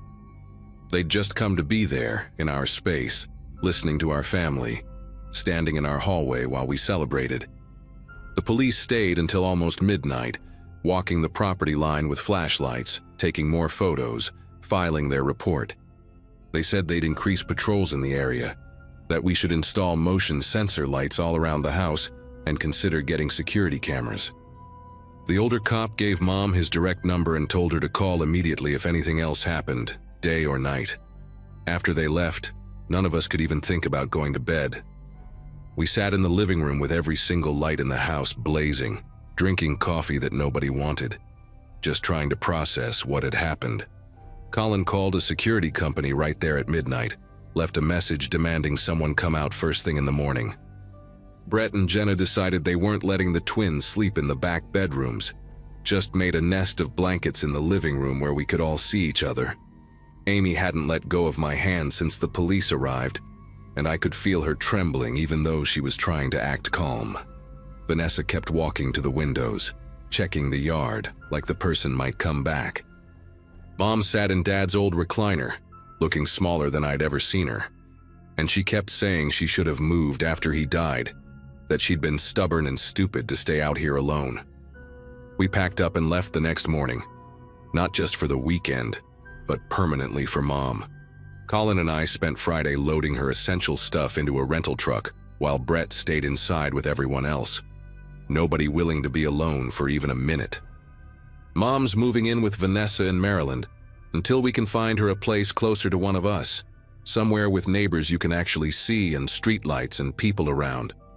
The security company came out that morning like Colin demanded, installed cameras and new locks, but it didn't matter because Mom refused to spend another night there. I don't blame her. None of us do. The house sold 3 months later, way below asking price once word got around about what happened, and the new owners are a young couple who don't seem bothered by the history. Good for them, I guess. As for the person who broke in, the police never caught them. The other break-ins stopped after that night, which the cops said might mean the person moved on to a different area or got spooked by the increased police presence. But I think about it all the time, about those footsteps in the hallway, about that figure turning to look at us before disappearing into the woods, about how close they were, how long they might have been standing there listening to us laugh and eat and celebrate, and how we had no idea. I still can't shake the thought of what they wanted, why they chose that night, what they were waiting for. And every Thanksgiving since, even surrounded by family in Vanessa's well-lit suburban neighborhood, I find myself watching the windows, checking the locks twice, listening for footsteps that shouldn't be there.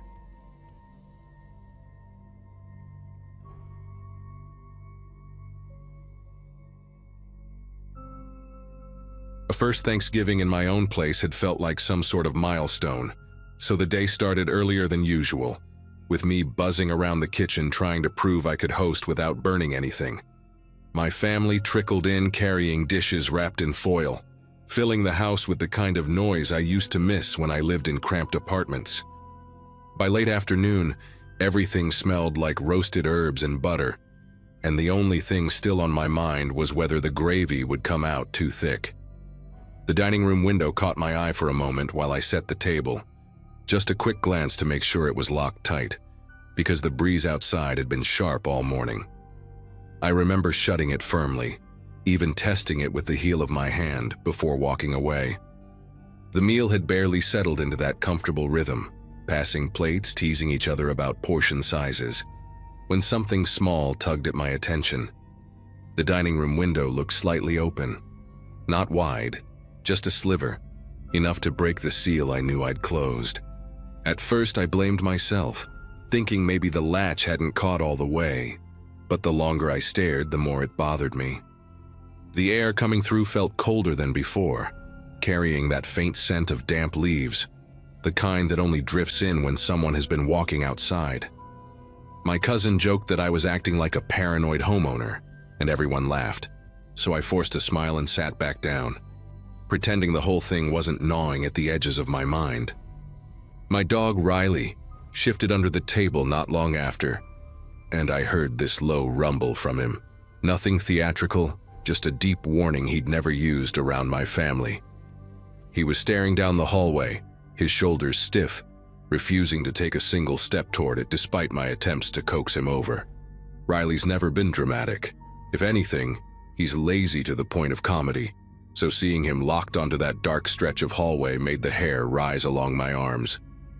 The hallway light had flickered earlier in the day, and right then it looked darker than it should have, almost like the shadows were pressed thicker against the walls. Conversations at the table kept going, but mine drifted away completely as Riley let out another low sound, his entire body angled toward the unseen. Trying to shake the uneasiness, I discreetly checked the security app on my phone, just to reassure myself that nothing strange had happened outside. A notification blinked at the top, motion alert from 10 minutes earlier. My thumb tapped it before I even thought about what I was doing. The clip loaded slowly, frame by frame, until a blurry shape appeared near the kitchen doorway. Someone crouched just inside, arms drawn tight to their chest, head lowered like they were listening for movement. The figure was angled toward the dining room, toward us. My breath caught somewhere deep, trapped, as I scanned the room filled with my family, laughing, eating, completely unaware that someone else had already slipped inside. And if the alert was from 10 minutes ago, that meant they hadn't left. I kept my expression as neutral as possible, though my mind was spinning so fast it felt like the room tilted a little. Every sound around me, the clinking forks, the chair legs scraping lightly against the floor, my aunt laughing at some half-told story, suddenly felt too loud, too exposed. Riley pressed himself against my leg, still locked on the hallway, and that's when it struck me that the kitchen doorway, the one from the video, sat only a few steps from where everyone was sitting.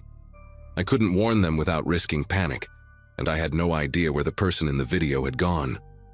The thought that they might be standing just out of sight, listening to everything, made my pulse beat so sharply in my ears that I could barely make out what anyone was saying. I excused myself as casually as I could, pretending I needed to check on the rolls in the oven. My hand brushed the back of my chair, and I forced myself not to look toward the hallway again. Once I slipped into the kitchen, I kept low, moving silently across the tile. Nothing looked disturbed. The same towel draped over the counter, the same pan soaking in the sink, but the air felt subtly different, as if someone had walked through recently and left a faint trace behind. My phone was still open to the paused motion clip, and seeing that crouched shape again made the kitchen feel tighter, like the corners of the room were deeper than usual. I didn't dare call out. Even whispering felt dangerous, like it might draw attention from the wrong corner. I checked the back door next, pretending it was part of kitchen hosting duties, in case anyone peeked in. It was locked, deadbolt fully turned. No one had slipped out that way. The thought crept in slowly, unwanted. Whoever had been in the doorway hadn't left at all. They were still here, tucked somewhere silent, waiting for something I didn't want to imagine. I moved toward the hallway entrance, just enough to steal a glance. The shadows stretched long across the floor, swallowing the first few feet of the corridor. From the dining room, I could hear my family talking, totally oblivious to the fact that danger might be only a few steps behind me. I considered calling the police quietly from my phone, but the idea of speaking, even in a whisper, felt like tempting fate. Instead, I texted my brother, who was seated on the opposite end of the table. I kept it short. Someone inside. Don't react. Follow my lead. I watched the typing dots appear almost immediately, then vanish. A moment later, I heard him push his chair back, just enough to stand, stretching like he needed to step away for a moment. His voice came out steady, almost casual, as he said he needed something from his car and asked if I could help him grab a dish from the trunk. It was our silent code from childhood, something we used to get out of awkward situations, now repurposed for something far more terrifying. We walked toward the front door together, side by side, matching each other's pace so it didn't look unusual. Riley tried to follow, nails clicking nervously against the floor, but I gently motioned for him to stay. The moment we were out of view of the dining room, my brother's expression changed completely. His jaw tightened, and his eyes darted toward the hallway like he expected something to step out. I handed him my phone, letting him see the paused image of the crouched figure. His shoulders pulled back in a way that reminded me of when he used to defend me from kids in school, except this time we weren't dealing with kids. When we stepped outside, the cold air wrapped around us like a slap, grounding us both as we moved quickly toward his car. Once we reached the driveway, he unlocked the car with shaking urgency, pretending to rummage through the trunk in case anyone was watching. I whispered everything I'd noticed.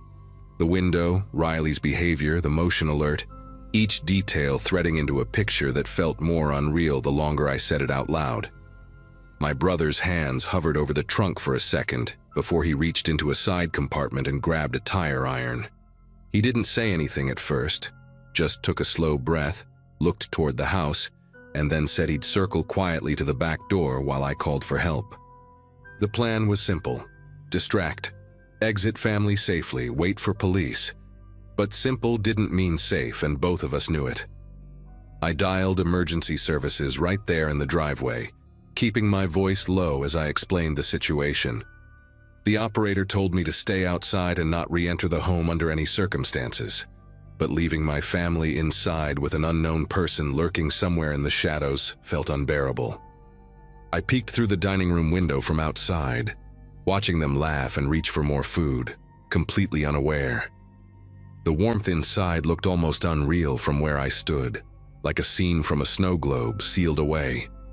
I wanted to burst in and shout, to drag everyone to safety, but the operator insisted that staying calm was crucial. Panic could corner the intruder or put my family at greater risk. My brother appeared again near the side of the house, his silhouette barely visible. He mouthed, "Back door," then gestured that it was still locked. That meant the person hadn't slipped out that way either. Police sirens sounded faintly in the distance, not close, but close enough to give me hope. My brother signaled for me to get ready, and together we started forming a plan to gather the family near the front door once officers arrived.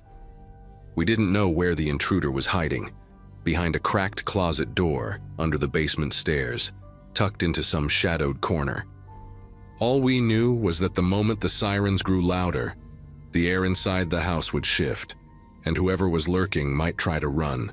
The police pulled up with their lights off, moving with the kind of quiet efficiency that made the whole situation feel even more real. 2 officers approached, and my brother and I explained everything quickly. The window, the dog, the hallway, the motion alert. They signaled for us to stay outside, then knocked on the front door like they were making a polite visit. When my aunt answered, confusion washed over her face, but the officers eased into the room calmly, telling everyone they needed to step onto the porch due to a possible security issue. My family thought it was some sort of misunderstanding, but the moment they saw the expressions on our faces, they filed out fast, clutching coats and serving spoons like they weren't ready to leave the meal behind. Once everyone was outside, the officers swept through the house, announcing themselves as they moved from room to room. It didn't take long for one of them to signal for the other. From where we stood on the porch, we heard a heavy thud, something like furniture shifting, and then footsteps moving fast. My brother reached for me instinctively, pulling me a little closer to the group. A few seconds later, the second officer's voice rang out, sharp and controlled, commanding someone to stay where they were. My mother's hand flew to her mouth. The next noise was unmistakable. Someone running through the kitchen, the frantic shuffle of shoes on tile, followed by a door slamming somewhere deeper in the house. The officers reappeared minutes later, breathless but composed. They said someone had been hiding behind the washer in the laundry room, wedged into the gap like they'd been there for a while. When the officers approached, the person bolted through the connecting door into the garage and managed to slip out before backup arrived. They'd searched the yard, the street, the neighboring properties, no trace. Whoever it was had vanished into the evening as if they'd been swallowed by it. The officers didn't sugarcoat anything. The intruder had entered with intention, had stayed close enough to watch us through the doorway, and had likely been moving around the house during dinner. That night, after everyone left and the house was quiet again, I sat in the kitchen staring at the spot where the figure had crouched in the motion clip. Riley lay against my feet, finally calm, but I kept imagining the intruder listening to our conversations, only a few steps away, deciding whether to come closer. I replaced the locks the next morning, installed alarms on every window, and added cameras to places I didn't even realize needed them. But even now, I still think about that 10-minute gap, how all of us were eating, laughing, celebrating, completely unaware that someone had already slipped inside and chosen not to reveal themselves. Nothing else ever happened in the house after that, and maybe that's the only thing that lets me sleep.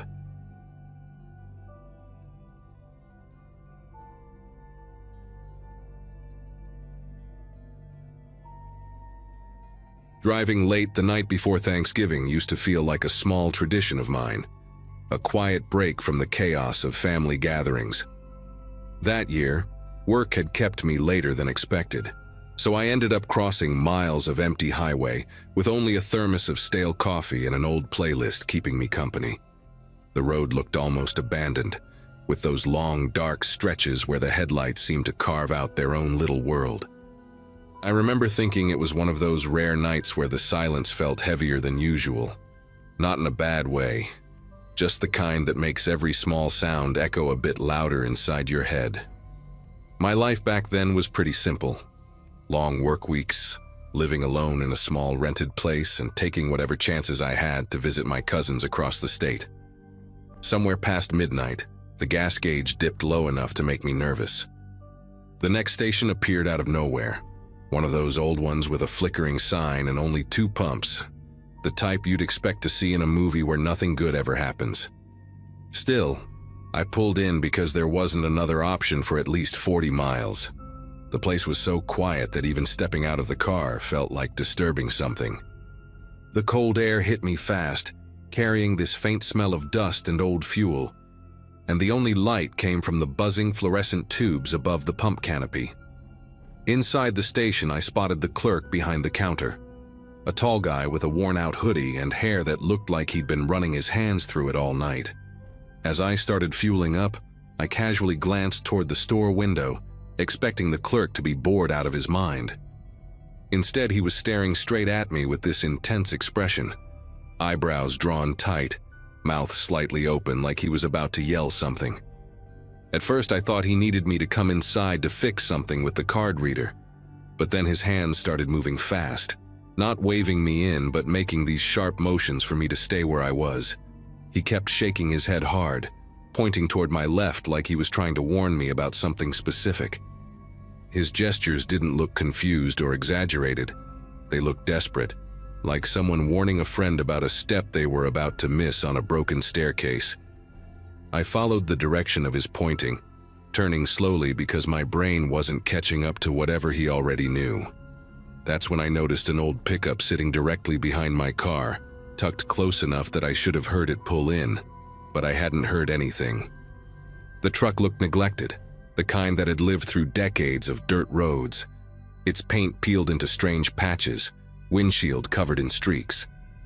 What made my ribs tighten was the driver, crouched low behind the open door, partially hidden, but perfectly still. His head was slightly tilted, and even from the dim light I could tell he wasn't looking at the pump or the station. He was watching me, like he'd been waiting for me to realize he was there. My first instinct was to pretend I hadn't seen him, though my pulse felt like it was tapping at my ribs in short, uneven hits.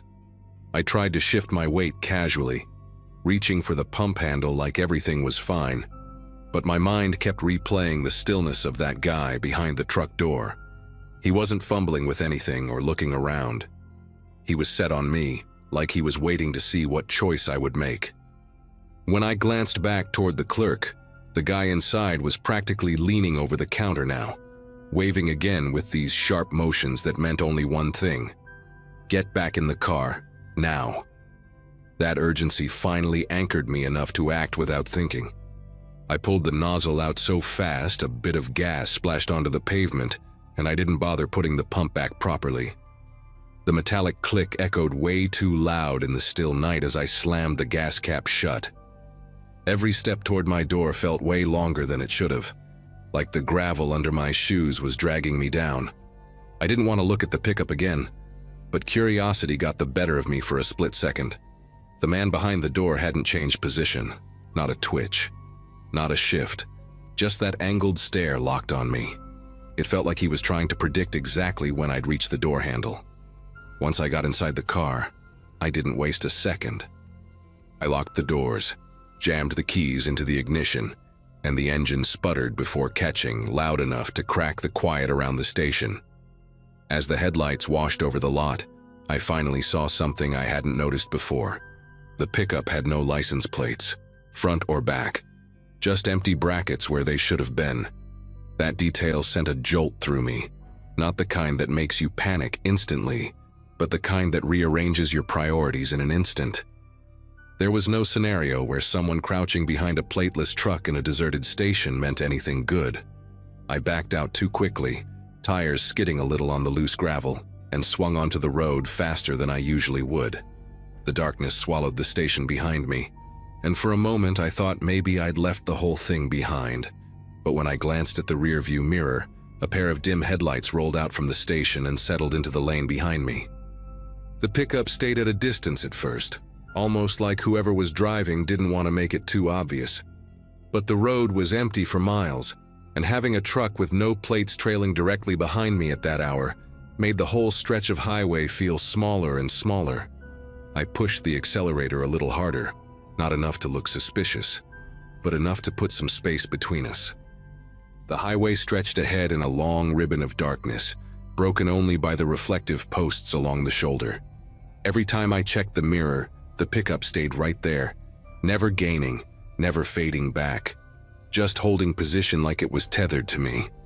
I started scanning the sides of the road for any other signs of life, another car, a rest area, anything at all. But the world outside felt emptied out, as though the night had carved away everything except the two of us. The longer it stayed behind me, the more certain I became that this wasn't some coincidence. After a few miles, the pickup inched closer, just slightly, but enough that the headlights filled more of the mirror. I could make out the cracked grille, the mismatched headlights, one dimmer than the other. Whoever was inside wasn't trying to pass me or fall back. They were studying my speed, matching every move. I switched lanes once just to test a theory. The pickup drifted over immediately. That cemented it for me. This person had followed me deliberately, and whatever they wanted, it wasn't going to happen on an empty stretch of highway where no one could hear a thing. My throat felt tight as I tried to think of options with miles of darkness on either side. Up ahead, I spotted a small exit with a sign for a local campground, barely lit by a single spotlight that hummed against the night. I didn't know the area at all, but I knew one thing. If I kept driving straight, the truck would have every advantage. So at the last second, I flicked my blinker on and took the exit. The pickup hesitated, just a beat, but that hesitation told me everything. Whoever was following me hadn't expected a sudden turn. I sped down the off-ramp toward a narrow road lined with tall pines and patches of gravel. For a few crucial moments, there was no one behind me, no headlights, no engine hum. Just the sound of my own breathing and the crunch of tires on uneven pavement. At the bottom of the hill, the road split into two directions. I picked the left at random, then killed my headlights and rolled slowly forward until I found a cluster of trees thick enough to hide the car from view. I sat completely still, listening. The night settled around me like a blanket, and for a long minute the world held its breath. Then, faintly, I heard the pickup roar down the road above, fast, frustrated, like whoever was driving had realized they'd lost me. The sound grew louder, then faded into the distance until I couldn't hear it anymore. I stayed tucked behind those trees for nearly an hour before heading back to the main highway through a different route. I never saw that truck again, and I still don't understand what that man wanted from me that night. But every year since then, the night before Thanksgiving has carried a memory I don't shake easily. One that reminds me how quickly an ordinary drive can turn into something you never forget.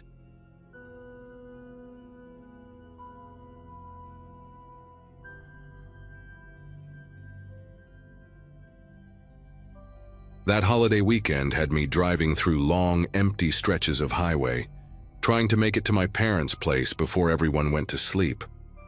I'd left later than planned, and the combination of warm air in the car and endless darkness outside made my eyelids feel heavier with every passing mile.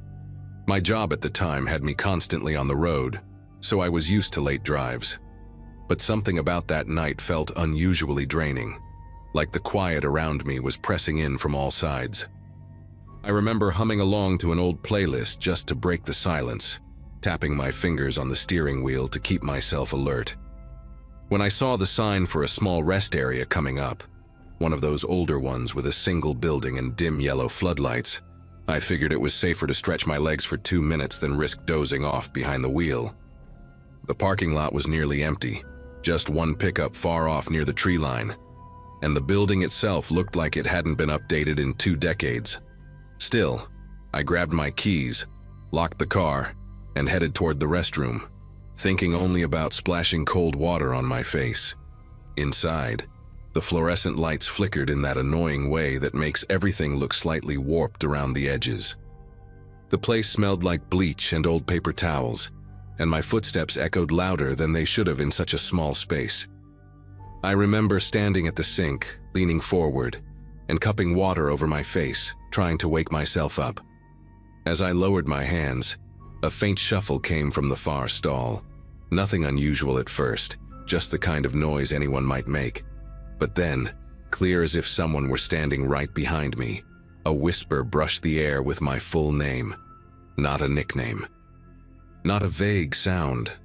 My actual name, spoken in a low, almost careful voice. Every part of me tensed instantly, and I spun around so fast the water dripped down my sleeves. The stalls were all closed, but the room was silent again, like the sound had never happened. No footsteps, no breathing, just the buzzing light overhead. I backed toward the exit with my heart hammering hard enough to feel it in my throat. The cold outside hit me like a slap, and all I wanted was to get inside my car and lock the doors.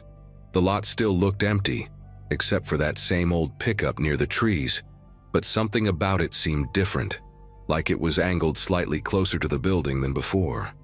I didn't wait around to confirm. As I reached my car, I noticed something stuck under my wiper blade. A small scrap of paper, folded once.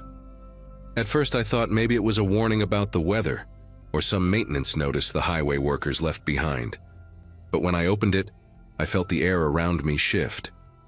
In uneven handwriting, almost like it had been written in a moving vehicle, were the words, "I followed you from the last station. You shouldn't be out here alone." The message didn't make sense at first. I hadn't stopped anywhere except for a quick gas station miles back, and even then I barely interacted with anyone. I scanned the lot again, feeling a prickling pressure crawl up my spine as I rushed into the driver's seat and slammed the locks down. I pulled onto the road faster than I probably should have, the tires kicking up gravel as I merged back onto the highway. For a few seconds, only darkness stretched behind me, the kind that makes you feel swallowed by everything outside your headlights.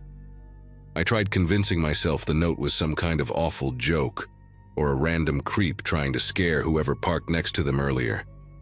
My thoughts were scrambling in every direction, replaying every moment at that gas station, trying to remember faces, voices, anything that might explain what was happening. I kept checking the mirrors, telling myself I was just being paranoid after the whisper in the bathroom.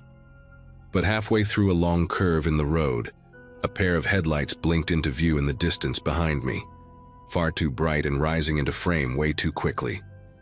The shape of the vehicle didn't come into focus at first, just the glow of white light bouncing across the asphalt like someone pushing their engine harder than they should.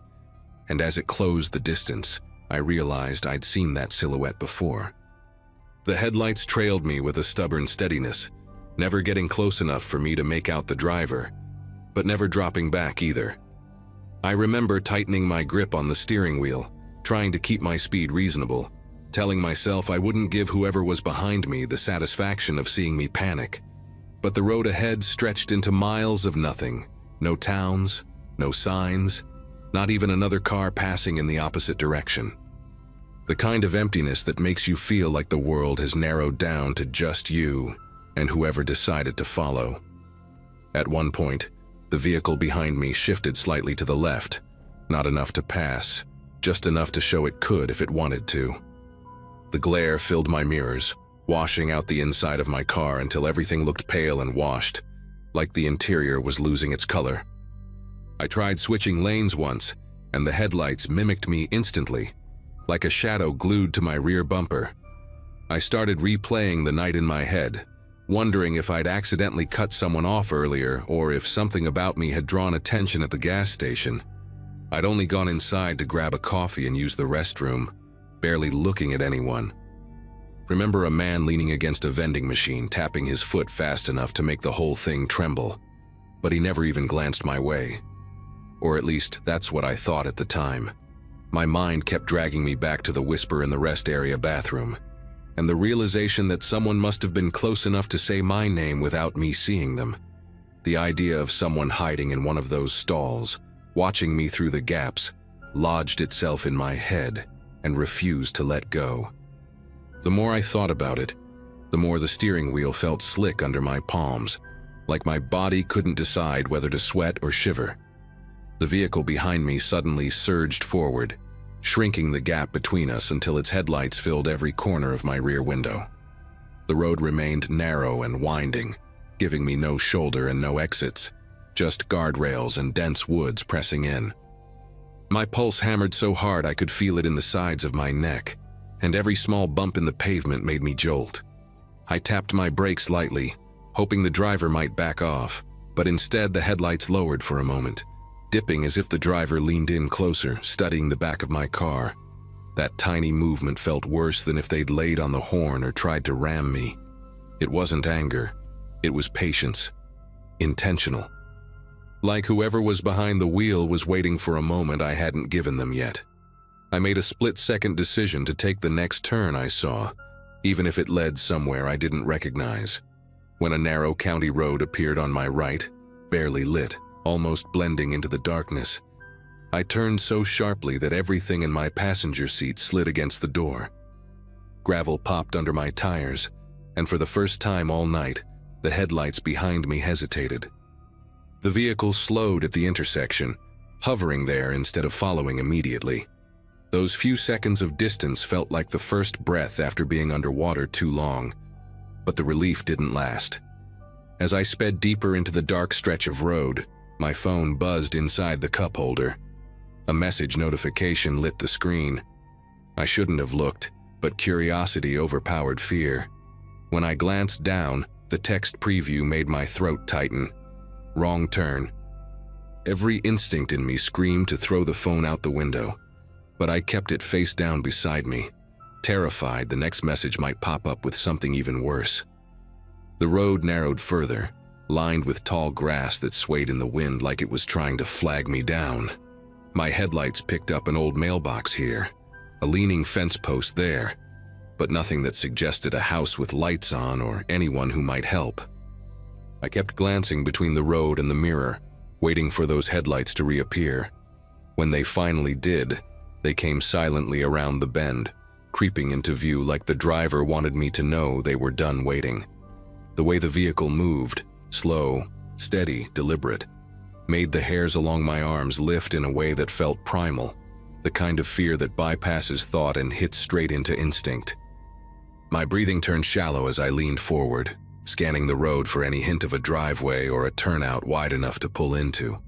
Up ahead, I spotted the silhouette of a small bridge crossing a shallow creek. It wasn't much, just a short concrete span with rusty railings on either side, but it gave me an idea. The moment I crossed it, I slowed down just enough to make it look like I was reconsidering the road, maybe even planning to stop. Behind me, the headlights grew closer again, the glow bouncing against the guardrails. I waited until the vehicle was nearly on me, then pressed the gas pedal to the floor. My car shot forward, engine whining as the bridge vanished in the rearview mirror. I wasn't trying to outrun them. I knew my little sedan didn't stand a chance against whatever bigger engine they had. I just needed enough distance to make the next part work. A few hundred yards ahead, the road curved left behind a cluster of overgrown bushes and a sloped ditch. Through the beam of my headlights, I spotted a narrow service path cutting into the brush, barely wide enough for my tires. I took the turn so sharply the seatbelt dug into my shoulder. The car lurched down the slope, branches scraping the sides with a sound like nails dragging across metal. I killed the engine, shut off the lights, and lowered myself as far as I could in the seat, praying my car blended into the darkness. My heartbeat pulsed in my ears, drowning out everything else. Then I heard it, the low, slow hum of the other vehicle approaching the curve. The headlights washed faint light across the tops of the bushes, but didn't reveal the car itself yet. I clamped a hand over my mouth, afraid even my breathing might give me away. The vehicle slowed so much it sounded like it was crawling, the gravel crunching softly under its tires. For a moment, I imagined the driver stepping out, scanning the roadside, walking straight toward where I was hiding. The brush surrounding my car felt too thin, too revealing, like a single movement would shift the branches and betray me. The headlights finally passed the curve, spilling across the empty road ahead before turning away completely. The engine rumble faded little by little until the night swallowed it.